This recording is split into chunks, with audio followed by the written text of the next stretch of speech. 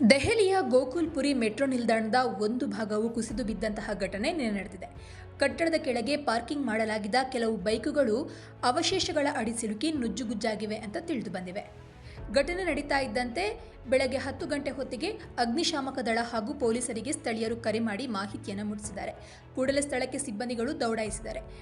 ನೋಡ್ತಾ ಇದ್ದಂತೆ ಸ್ಥಳದಲ್ಲಿ ಏನಾಯಿತು ಅಂತ ಜನ ಜಮಾಯಿಸಿದ್ದು ಕೂಡ ಕಂಡು ಬಂದಿದೆ. ರಾಷ್ಟ್ರ ರಾಜಧಾನಿ ದೆಹಲಿ ಗೋಕುಲ್ಪುರಿ ಮೆಟ್ರೋ ನಿಲ್ದಾಣವು ಗುಲಾಬಿ ಮಾರ್ಗವಾಗಿದೆ, ಅಂದ್ರೆ ಪಿಂಕ್ ಲೈನ್. ಈ ಮಾರ್ಗವು ಮಜ್ಲಿಸ್ ಪಾರ್ಕ್ ನಿಂದ ಶಿವವಿಹಾರ್ ವರೆಗೆ ಇದ್ದು ಇದರ ವ್ಯಾಪ್ತಿಯಲ್ಲಿ ಒಟ್ಟು 38 ನಿಲ್ದಾಣಗಳು ಬರ್ತವೆ. ಅದರ ವ್ಯಾಪ್ತಿಯಲ್ಲಿ ಒಂದು ನಿಲ್ದಾಣದ ಭಾಗವು ಕುಸಿದು ಬಿದ್ದಿದೆ.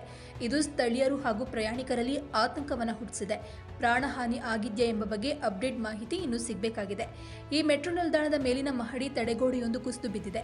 ಈ ವೇಳೆ ವಾಹನಗಳಿಗೆ ತೊಂದರೆಯಾಗಿದ್ದು ಯಾವುದೇ ಪ್ರಾಣ ಹಾನಿ ಆಗಿಲ್ಲ ಅಂತ ಇದುವರೆಗೆ ವರದಿಯಾಗಿದೆ.